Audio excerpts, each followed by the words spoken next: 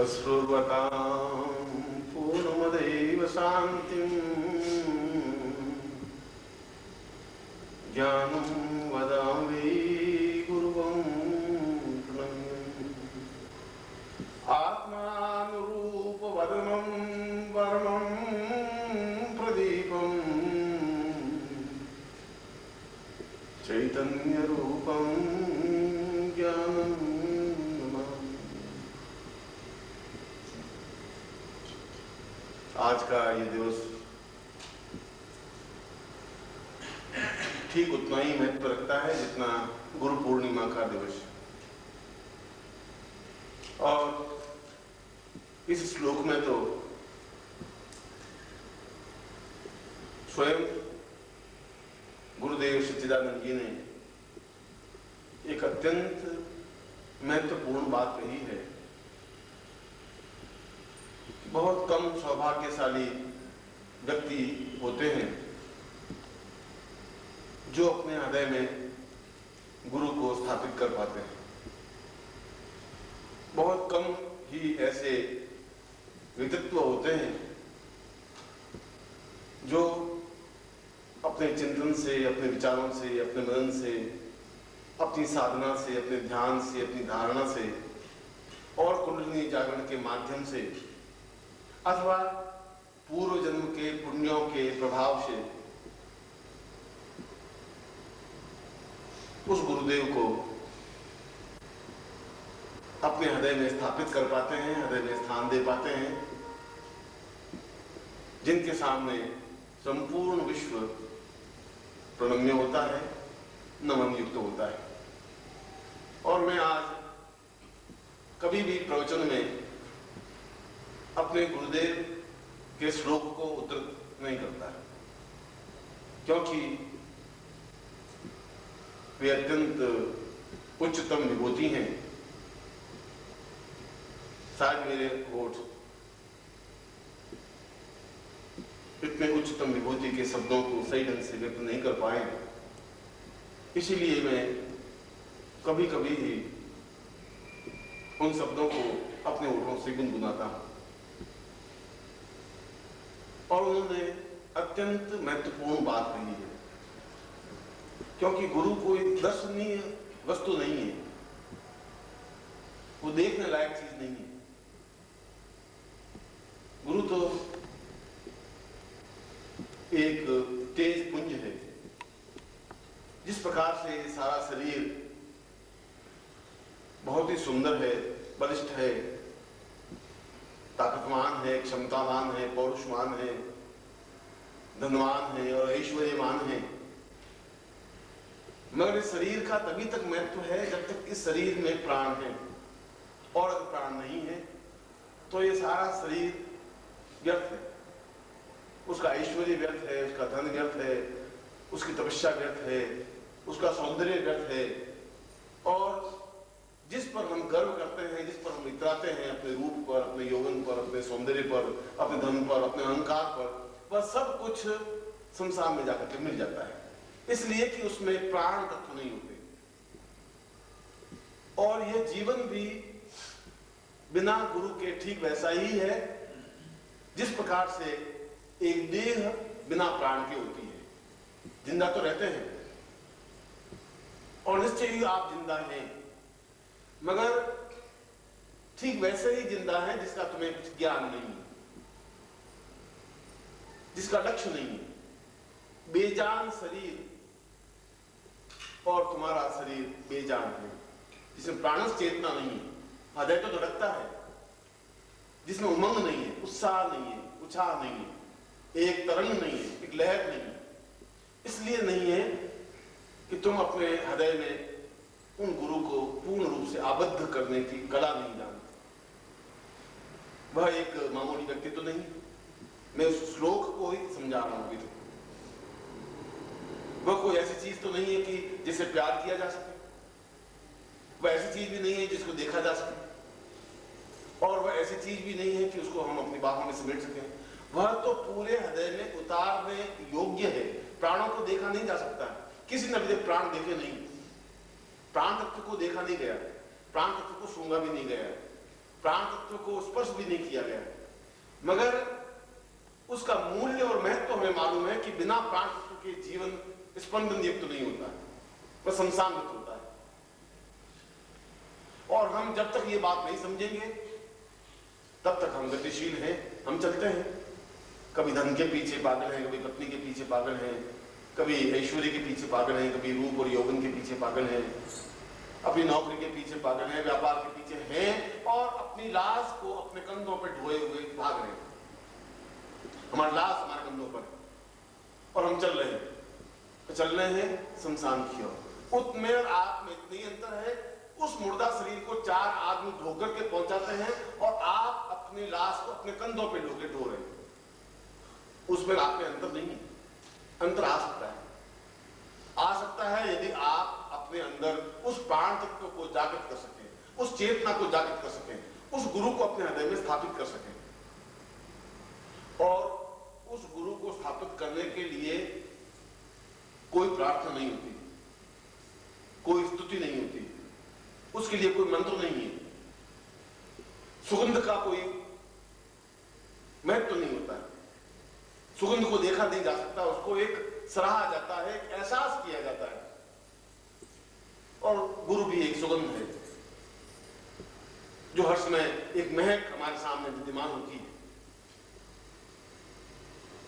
और उसको, उस महक को, उस सुगंध को जब हम आत्मसात कर सकते हैं, क्योंकि वह एक प्राणस चेतना है। यदि किसी व्यक्ति को हम उसकी आंख और उसका नाक और उसका मुंह बंद कर दें तो 5 और 7 और 8 मिनट बाद छटपटा कर मर जाएगा, क्योंकि उसमें प्राण तत्व जा नहीं रहे, उसमें प्राणवायु नहीं जा रही है, उसमें ऑक्सीजन नहीं जा रहा है। और जब तक उस सुगंध को, उस गुरु की सुगंध को, उस गुरु की सुवास को, जो सुवास देखी नहीं जा सकती, जिसको हम पहचान भी नहीं सकते, हमारे उन आंखों के माध्यम से हम उसको नहीं पहचान सकते, इसलिए कि गुरु तो स्वयं छलनामय होता है, वह तो स्वयं ब्रह्म होते हुए भी माया का विस्तार करता रहता है। जहां ब्रह्म है वहां माया का विस्तार होगा ही, और अगर माया का विस्तार नहीं हो तो सैकड़ों हजारों शिष्य 24 घंटे पांव पकड़ कर बैठ जाएंगे। जिस क्षण उनको यह बोध हो जाएगा कि गुरु को अपने हृदय में स्थापित करना है, उस क्षण वो नहीं रह पाएंगे, फिर वो दूर नहीं रह सकते, फिर वो अपने आंसुओं के जल से उनके चरणों को धोते ही रहेंगे, फिर उनके हृदय में दूसरे कोई चिंतन आ नहीं सकता, फिर दूसरा कोई बिंब उनके हृदय में स्थापित नहीं हो सकता, फिर दूसरी कोई भावना, कोई विचार, कोई शक्ति हो नहीं सकती। और जिस प्रकार से हम ऑक्सीजन से, प्राणवायु से अलग नहीं जिंदा रह सकते, ऐसे साधक, ऐसे शिष्य गुरु के बिना जिंदा नहीं रह सकते। एक तड़फ, एक बेचैनी, एक छटपटाहट, एक वेदना हर समय हृदय में गूंजती रहती है, और वो सौभाग्यशाली होते हैं जिसके हृदय में छटपटाहट पैदा होती है। कामायनी में एक दोहा लिखा है प्रसाद ने, वियोगी होगा पहला कवि, आह से उपजा होगा गान, निकलकर आंसुओं से चुपचाप, आंखों से चुपचाप वही होगी कविता अनजान। क्योंकि पूजा पुष्पों के माध्यम से नहीं हो सकती, पूजा फूलों के हारों के माध्यम से भी नहीं हो सकती, पूजा तो केवल आंसुओं के कणों के माध्यम से ही हो सकती है। और अश्रु तभी प्रभावित होते हैं जब हृदय में एक छटपटाहट पैदा होती है, एक वेदना पैदा होती है, एक खालीपन सा महसूस होता है, ऐसा लगता है कि कोई सुगंध आई और पास में से निकल गई, प्राणों में नहीं भरी गई। और जब तक वह सुगंध प्राणों में भरी नहीं जाएगी, जब तक हम अपनी बाहों में सुगंध को आत्मसात नहीं कर सकेंगे, तब तक जीवन का आनंद भी नहीं ले सकेंगे। जिंदा तो रहेंगे, और जिंदा आप सब हैं, मगर ये जिंदगी वैसी ही है जैसे कि अपनी लाश को अपने कंधों पर ढोना है, और हजारों लोग ढोते हैं, और ढोते हुए शमशान की ओर चले जाते हैं। एक क्षण ऐसा आता है जब गिर जाते हैं, 4 लोग, भाई लोग उसको उठाते हैं और शमशान में जाके रात की ढीली कर देते हैं। उनके हृदय में कोई मुस्कुराहट नहीं होती, कुछ खिलखिलाहट नहीं होती, कुछ आनंद नहीं होता। इसलिए उस गुरु को पहचानने के लिए माया के आवरण को हटाना ही पड़ेगा। गुरु तो माया करेगा, इसलिए कि उसको जीवित रहना है, इसलिए कि उसको अस्तित्व बनाए रखना है। आप कल्पना करिए कि अगर 5 लाख मेरे सन्यासी शिष्य, अगर मैं उनको आज्ञा दे दूं कि नहीं तुम जोधपुर आ सकते हो, तो तुम कल्पना कर सकते हो कि मेरी हालत क्या होगी। वो चारों तरफ से पांव को एक क्षण के लिए अलग नहीं हो पाते, भिगो देते हैं आंसुओं से अपनी पांवों को और रोने लग जाते हैं, सुबकियां लेने लग जाते हैं, सिसकियां लेने लग जाते हैं, भाव उत्पन्न हो जाते हैं, एक क्षण भी जुदाई सहन नहीं कर पाते, बस उस कठोर नियम से बंधे हुए हैं कि नहीं तुम्हें नहीं आना है। बलदेव की जय, बलदेव की जय। और मैं समझता हूँ कि वे कितनी विरह में, कितनी वेदना में दिन काटते हैं, मैं जानता हूं कि उनके हृदय की छटपटाहट कितनी होती है, इस बात को भी मैं जानता हूं। और जब मैं साधना में होता हूं, सन्यासी शिष्यों को देखता हूं, तो उनके बहते हुए आंसुओं को भी मैं यहां से बैठा बैठा देखता हूं। मगर मुझे उनके सामने कठोर रहना ही पड़ेगा, क्योंकि मेरा दूसरा कर्तव्य एक गृहस्थ शिष्यों के सामने भी है। और निश्चय ही उतनी गहराई, उतनी उच्चता जो सन्यासी शिष्यों में है, उतनी गृहस्थ शिष्यों में शायद नहीं आ सकती है। क्योंकि ये तभी आ सकती है जब हृदय आपका खुला हो, जब हृदय का पुष्प विकसित होता है, तब उस पुष्प पर ब्रह्मा का स्थापन होता है। विष्णु की नाभि से कमल निकला, कमल विकसित हुआ और उसमें ब्रह्मा स्थापित हुए। और गुरु को साक्षात ब्रह्मा कहा है, गुरु ब्रह्मा गुरु विष्णु गुरुदेव। और तुम्हारा हृदय का कमल विकसित होगा तभी तो गुरु स्थापित हो पाएगा। तुम्हारे हृदय के दरवाजे खुले ही नहीं होंगे तो गुरु कहां से आएंगे। तुम्हारे हृदय का कमल विकसित कर ही नहीं सकते तुम, तो गुरु उसमें कहां स्थापित हो पाएंगे। जो तुम्हारे हृदय में छटपटाहट ही नहीं है, वेदना ही नहीं है, तो गुरु केवल तुम देख करके चले जा सकते और फिर उस माया में आबद्ध हो जाओगे जिस माया से तुम लौट करके आते हैं। और मैं जानता हूं कि तुम माया में आबद्ध हो जाओगे। और मैं खड़ा खड़ा तुम्हें देखता रहता हूं, इसलिए देखता रहता हूं कि अगर इनको उतनी छटपटाहट, उतनी वेदना हुई तो ये नहीं रह पाएंगे। और मैं तुम्हारे आंसुओं को भी नहीं देख सकता, इसलिए कभी मैं बालकों के साथ बालक की तरह बन जाता हूं, वृद्धों के साथ वृद्ध की तरह बन जाता हूं, शिष्यों के साथ गुरु की तरह बन जाता हूं, मित्रों के साथ मित्र की तरह बन जाता हूं, परिवार के साथ परिवार का स्वजन की तरह बन जाता हूं, और एक पुत्र के साथ पिता की तरह बन जाता हूं। सैकड़ों रूप मुझे धारण करने पड़ते हैं और प्रत्येक एहसास ये करता है कि ये केवल मेरा ही है। आप मेरे किसी पुत्र को पूछ लीजिए, वो कहता है कि सबसे ज्यादा मुझे ही प्यार करता है। आप मेरे किसी शिष्य को पूछ लीजिए, वो कहेगा सबसे ज्यादा प्यार मुझे करता है। मुझे गुरुदेव की जय, गुरुदेव की जय। तो प्यार तो खुदा मैं कर रहा हूं, ये तो मैं बांट रहा हूं, ये देने की क्रिया तो मेरी तरफ से है। आपकी तरफ से मुझे क्या मिल रहा है? आपकी तरफ से मुझे मिलने चाहिए एक वेदना, एक उच्छ्वास, एक छटपटाहट, एक बेचैनी, ऐसी बेचैनी कि गुरु के बिना हम रह नहीं सके। और जब मैं इस श्लोक को बोलता हूं तो एकदम से मेरी आंखों में एकदम से बहुत मुश्किल से मैं आंसुओं को रोक पाता हूं। मैं सोचता हूं कि वो क्षण मेरे कितने सार्थक और मूल्यवान होते हैं जब मैं अपने गुरु के सामने बैठा होता हूं। केवल एक क्षण मेरे जीवन के हैं, बाकी क्षण तो मेरे कर्तव्य के हैं, सन्यासी शिष्यों के लिए भी और गृहस्थ शिष्यों के लिए।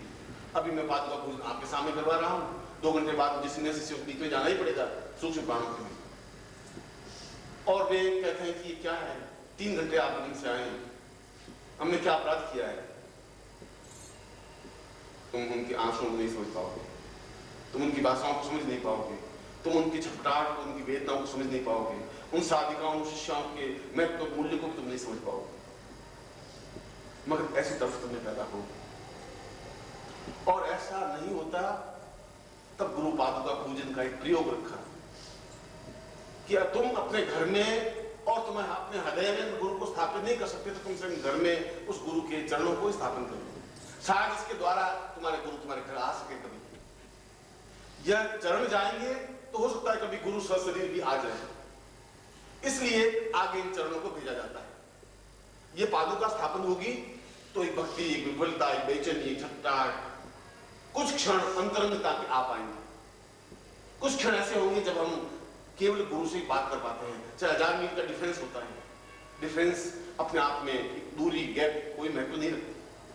ऐसा हो सकता है कि हम आंखों में खोए हुए हैं, सामने गुरु का चित्र है, हम बात कर रहे हैं, वो जवाब दे रहे हैं, 4 घंटे बीत जाते हैं, 6 घंटे बीत जाते हैं, वह जिंदगी। जिंदगी का महत्व तो मूल्य वही है, और उस आनंद की उपलब्धि वही अनुभव कर सकता है जो उस आनंद में जी सकता है।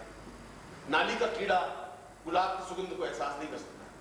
नाली के कीड़े को यह महत्व नहीं है कि गुलाब का पौधा, गुलाब का फूल कितना मूल्यवान है, कितना सुगंधमय है, उस सुगंध को वो एहसास नहीं कर सकता।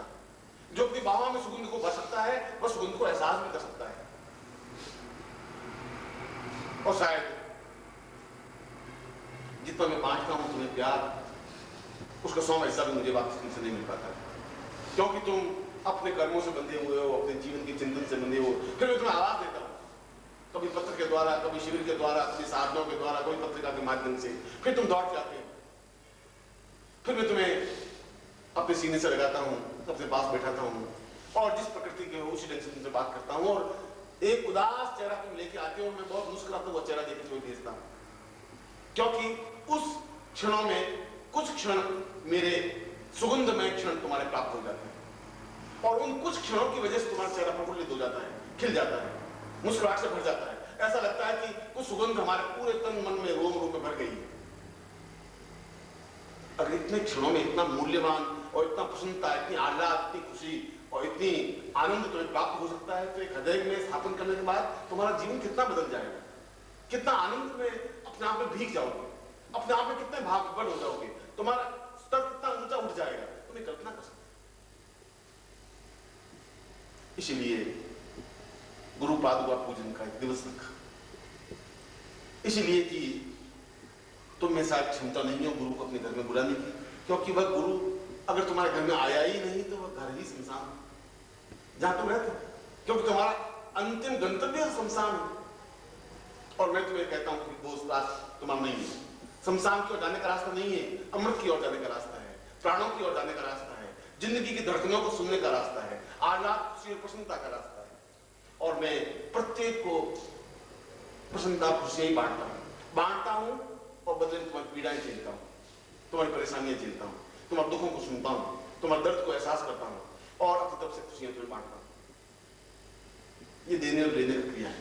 तुम मुझे देते हो अपनी परेशानियां, अपनी बाधाएं, अपने कष्ट, अपनी चिंताएं, अपनी समस्याएं, और मैं उनको जैसे भगवान शिव उस जहर को बराबर पी करके कंठ में बैठे रहे, मैं तुम्हारे उन सारे दर्दों को बैठा बैठा पीता रहता हूं, और अपनी तरफ से तुम्हें प्रेम, आनंद, खुशी और तपस्या के अंश प्रवाहित करता रहता हूं।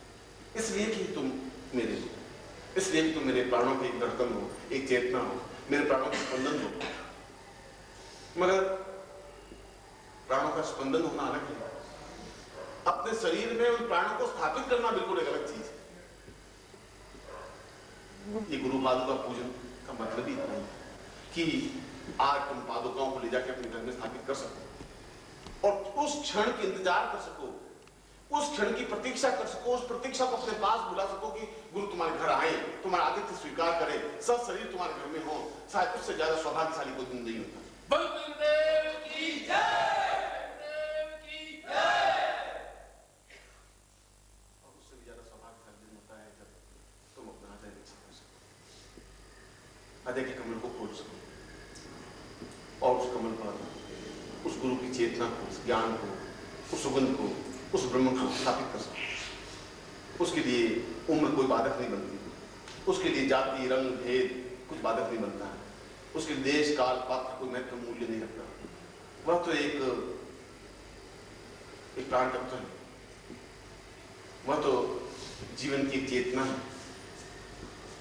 और निश्चय ही मेरे सौभाग्य से तुम्हारा सौभाग्य ज्यादा मूल्यवान और सुंदर है, इस बात की मैं गारंटी के साथ कह सकता हूं, क्योंकि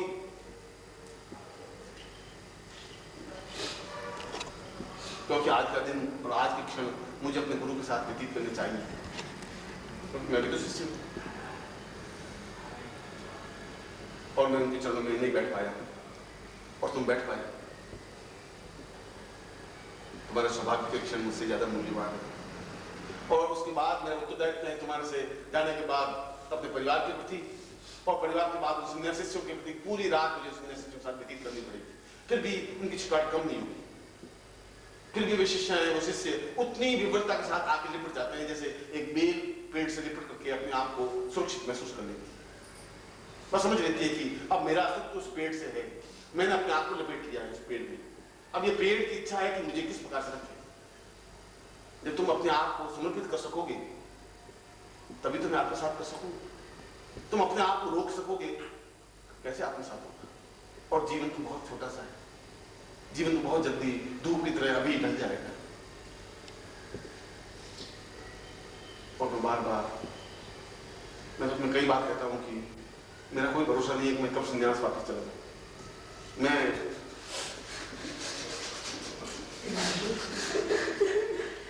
तुम्हारे बीच बैठा इसलिए हूं, ठीक वैसे ही बैठा हुआ हूं जैसे चारों तरफ आग जल रही है और पीछे बैठा हुआ और उस तपते हुए रेगिस्तान में इसलिए मुस्कान बिखेरता हूं कि मैं तुम्हारा दुख देख नहीं सकता, तुम्हारे चेहरे को उदास नहीं देख सकता। उदास देखता हूं तो मैं तुम्हें हंसाने की कोशिश करता हूं, तुम्हारे स्तर पे आके खड़ा होता हूं। मेरा स्तर तुम्हारे स्तर में अंतर है। एक गुरु तुम्हारे स्तर पर नहीं आ सकता, संभव नहीं है। जहां योगी मेरे प्रवचन को सुनकर के उस गूढ़ अर्थ को नहीं समझ सकते, सिद्धाश्रम के समस्त योगी बैठ करके जब मेरे प्रवचन सुनते हैं तो वह उस अर्थ को समझने की बार बार कोशिश करते हैं। और वही गुरु एक छोटा सा व्यक्ति बनकर के तुम्हारे सामने एक मजाक करता है।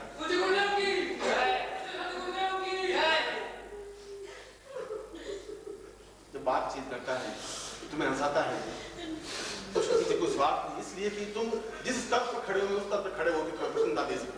तुम्हारे चेहरे पर मुस्कुराहट की देखता हूं तो मैं समझता हूं कि कुछ क्षण को मुस्कुराहट बन दिए और वे कुछ क्षण तुम्हारे जीवन की पूंजी बन जाते हैं। इसलिए पूंजी बन जाते हैं कि उसके बाद जब तुम घर जाते हो तो वे क्षण बार बार तुम्हारी आंख के सामने पहुंचते हैं।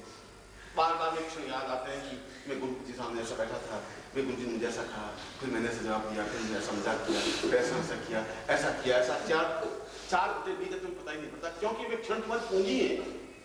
वे कुछ क्षण अगर तुम्हारे जीवन की पूरे जीवन की पूंजी बन जाते हैं तो अगर गुरु को अपने हृदय में स्थापित कर दे तो जीवन कितना पूंजीवान, कितना महत्वपूर्ण, कितना मूल्यवान बन जाएगा ये कल्पना। और मैंने तुम्हें मेरे गुरुदेव की आज्ञा है, मुझे तो उस आज्ञा का पालन करना ही। मैं तो उनकी आज्ञा का उल्लंघन सोच भी नहीं सकता, करने की तो बहुत दूर की बात है। और उन्होंने कहा है कि तुम्हें ये कार्य करना ही है और नहीं करना ही है। यद्यपि विरह तो जितना तुम्हें व्यथित करता है उतना मुझे व्यथित करता है। सिद्धाश्रम के साधक आज भी उतने घाव हो रहे होंगे जितने तुम हो रहे हो, शायद उनसे ज्यादा। और ऐसा हो सकता है कि वे तुम्हारे भाग्य से ईर्ष्या कर रहे हैं कि गुरु जी उनके पास बैठे हैं, प्रवचन कर रहे हैं और हम इतने दूर से ठुकर ठुकर देख रहे हैं, उनके चरणों को स्पर्श नहीं कर पा रहे, उनसे आत्मसात नहीं कर, बाहों में नीच नहीं